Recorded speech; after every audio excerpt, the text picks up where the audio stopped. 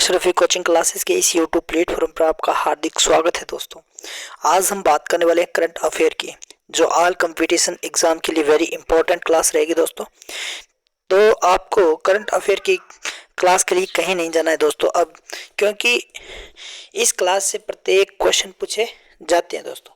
तो मैं यही चाहता हूँ, आपसे यही उम्मीद करता हूँ कि आप इस क्लास को एंड तक जरूर देखें और इस क्लास का पूरी तरह से आनंद लें दोस्तों। तो हमारा जो सबसे पहला क्वेश्चन है दोस्तों, वो कौन सा क्वेश्चन है कि भर्तीकर्ताओं और डिजिटल रूप में कुशल उम्मीदवारों के बीच अंतर को पाटने के लिए किस संस्था ने टैलेंट कनेक्ट पोर्टल का अनावरण किया दोस्तों? नीति आयोग, नेस्कॉम, CERT इन या यूजीसी? तो इसका जो सही आंसर है कौन सा है दोस्तों, वो है नेस्कॉम। अगर नेस्कॉम की बात करें दोस्तों, तो नेस्कॉम की बात करें तो national association of software services companies ने टैलेंट कनेक्ट पोर्टल लॉन्च किया है। यह पोर्टल भर्तीकर्ताओं और डिजिटल रूप से कुशल और प्रमाणित उम्मीदवारों के बीच अंतर को पाट देगा। पोर्टल जो पिछले 1.5 साल से काम कर रहा है, में पहले से ही 1 लाख उम्मीदवार हैं दोस्तों। और इसने Tata consultancy services, tech Mahindra और सेल्सफोर्स जैसे कॉर्पोरेट्स को भर्ती रखते देखा है दोस्तों। तो नेक्स्ट क्वेश्चन की बात करें तो भारत ने किस देश के साथ व्हाइट सिंपिंग सूचना के आदान प्रदान के लिए मानक संचालन प्रक्रिया पर हस्ताक्षर किए हैं दोस्तों? तो श्रीलंका, फ्रांस, बांग्लादेश, फिलीपींस। तो इसका सही आंसर कौन सा है दोस्तों? फिलीपींस की अगर बात करें दोस्तों, नौसेना स्टाफ के प्रमुख और फिलीपींस तट के तटरक्षक commandant admiral R Hari Kumar ने व्हाइट सिंपिंग सूचना के आदान प्रदान के लिए मानक संचालन प्रक्रिया पर हस्ताक्षर किए दोस्तों। फिलीपीन तटरक्षक बल और भारतीय नौसेना के बीच SOP पर हस्ताक्षर से व्यापारी सिंपिंग यातायात पर सूचना के आदान प्रदान को संचालित करने में सुविधा होगी दोस्तों, जो क्षेत्र में समुद्री सुरक्षा को बढ़ाने में योगदान देगा दोस्तों। तो नेक्स्ट क्वेश्चन है होंग फिश, जो समाचार पत्रों में देखी गई किस क्षेत्र में मूल निवासी है दोस्तों? हिंद महासागर, दक्षिणी प्रशांत महासागर, पश्चिमी अंटार्कटिका महासागर या आर्कटिक? तो इसका सही आंसर कौन सा है दोस्तों? पश्चिमी अंटार्कटिक महासागर। अगर पश्चिमी अंटार्कटिक महासागर की बात करें दोस्तों, तो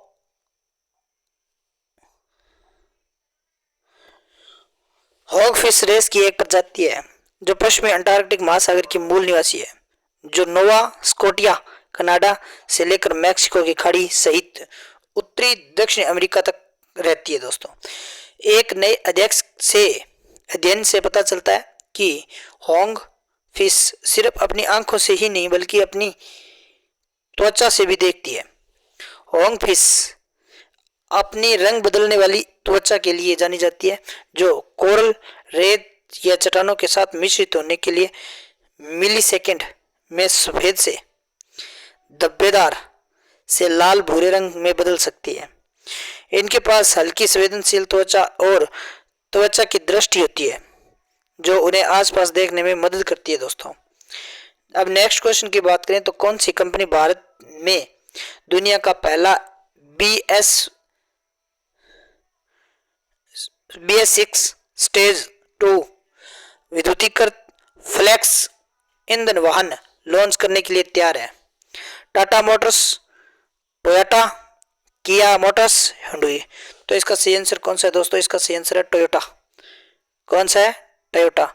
अब टोयोटा की बात करें दोस्तों, तो केंद्रीय सड़क परिवहन और राजमार्ग मंत्री नितिन गडकरी ने कहा है कि वह टोयोटा की इनोवा कार के 100% इथेनॉल ईंधन संस्करण का अनावरण करने के लिए तैयार है। केंद्रीय मंत्री ने पिछले साल हाइड्रोजन से चलने वाली car Toyota Mirai EV launch की थी। यह कार दुनिया की पहली BS6-3 विद्युतीकृत फ्लेक्स फ्यूल वाहन होगी दोस्तों। नेक्स्ट क्वेश्चन की बात करें, कौन सा देश 2023 से 27 तक पुरुष टेनिस टूर के नेक्स्ट जेन ATP फाइनल्स की मेजबानी करेगा दोस्तों? तो भारत, श्रीलंका, सऊदी अरबिया या फिर अर्जेंटीना? तो इसका सही आंसर कौन सा है दोस्तों? सऊदी अरब। सऊदी अरब की बात करें तो दोस्तों पुरुष के अंडर 21 टेनिस खिलाड़ी के लिए नेक्स्ट जेन फाइनल 2023 से 2027 तक सऊदी अरब के जेदा शहर में आयोजित किया जाएगा। ATP खाड़ी राज्यों में अपनी पहली प्रतिस्पर्धा प्रविष्ट बनाता है। यह टूर्नामेंट जो 2017 में शुरू होने के बाद से मिलान में खेला जा रहा है दोस्तों। इसकी पुरस्कार राशि बढ़कर रिकॉर्ड $2 मिलियन हो जाएगी, जो पिछले साल $1.4 मिलियन थी। नेक्स्ट क्वेश्चन है दोस्तों कि G20 महामारी कोष ने किस देश के पशुपालन और डेयरी विभाग को $25 मिलियन दिए? इंडोनेशिया, भारत, श्रीलंका, बांग्लादेश? तो इसका सही आंसर कौन सा है दोस्तों? भारत है। क्या है? भारत। अगर भारत की बात करें दोस्तों तो G20 महामारी कोष में महामारी की तैयारी और प्रतिक्रिया में सहायता के रूप के लिए भारत के पशुपालन और डेयरी विभाग को $25 मिलियन दिए हैं। मत्स्य पालन, पशुपालन और डेयरी मंत्रालय के अनुसार इस फंडिंग से भारत की पशु स्वास्थ्य प्रणाली में सुधार होगा, जो महामारी की रोकथाम के लिए वन हेल्थ दृष्टिकोण का एक महत्वपूर्ण हिस्सा है दोस्तों। नेक्स्ट क्वेश्चन है कि किस केंद्रीय मंत्रालय ने टेलीलॉ 2.0 पहल शुरू की है? तो कानून और न्याय मंत्रालय, सामाजिक न्याय और अधिकारिता मंत्रालय, आवास और शहरी मामलों का मंत्रालय, ग्रामीण विकास मंत्रालय? तो इसका सही आंसर है कानून और न्याय मंत्रालय दोस्तों। कानून और न्याय मंत्रालय। अब कानून और न्याय मंत्रालय की बात करें, टेलीलॉ 2.0 पहल कानून और न्याय मंत्रालय के न्याय विभाग ने टेलीलॉ कार्यक्रम के तहत शुरू की गई थी। दिशा योजना के तहत संचालित इस कार्यक्रम में 50 लाख कानूनी परामर्श देकर एक महत्वपूर्ण उपलब्धि हासिल की है। इस संस्करण में न्याय बधु निःशुल्क कानून सेवाओं के साथ टेलीलॉ सेवाओं का संकलन शामिल है, जो कानूनी सहायता तक नागरिकता की पहुंच को और बढ़ाने के लिए एक विल है दोस्तों। नेक्स्ट क्वेश्चन है एमरसन मनागावा को किस देश के राष्ट्रपति के रूप में चुना गया है दोस्तों? तो सिंगापुर, जिम्बाब्वे, दक्षिण अफ्रीका, अर्जेंटीना? तो इसका सही आंसर कौन सा है दोस्तों? जिम्बाब्वे। कौन सा है?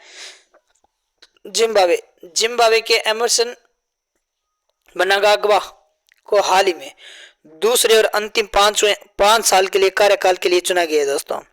16 मिलियन की आबादी वाले दक्षिण अफ्रीका देश में चुनाव में अनियमितताओं का इतिहास रहा है, और इस तरह की रणनीति ने रॉबर्ट मुगाबे और एक मुक्ति नेता जो निरंकुश बन गए थे, जो लगभग 4 दशकों तक सत्ता बनाए रखने में मदद की थी दोस्तों।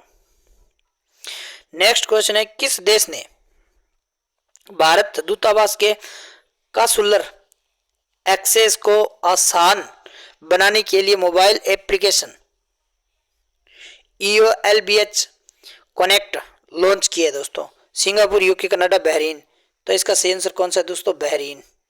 अगर बहरीन की बात करें दोस्तों तो बहरीन ने भारतीय दूतावास में एक mobile application EOLB connect launch किया है। इसे कंसुलर और वीजा सेवाओं के स्पेक्ट्रम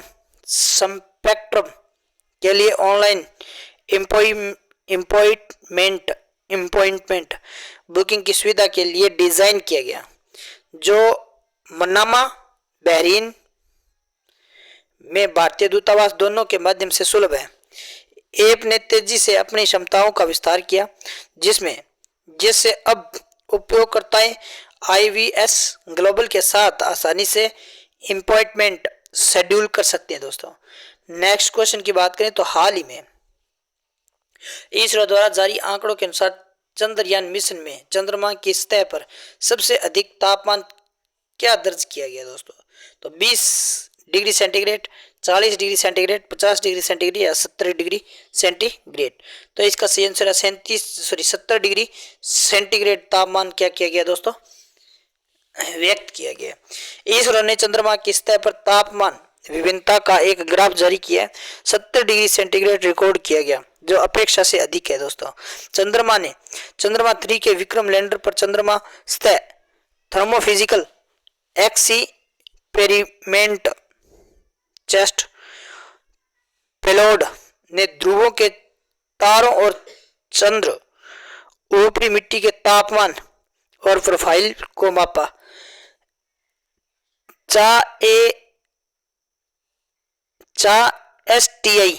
एसटी पेलोड का भौतिक अनुसंधान प्रयोगशाला अहमदाबाद के सहयोग से विक्रम साराभाई अंतरिक्ष केंद्र की अंतरिक्ष भौतिक प्रयोगशाला के नेतृत्व वाली एक टीम द्वारा विकसित किया गया था दोस्तों।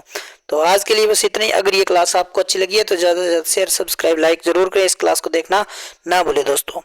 और इस क्लास से आपके बेहतरीन और वेरी इंपॉर्टेंट क्वेश्चन पूछे जा सकते हैं दोस्तों। तो इस क्लास को अंत तक जरूर देखें। इस क्लास को देखना ना भूलें दोस्तों।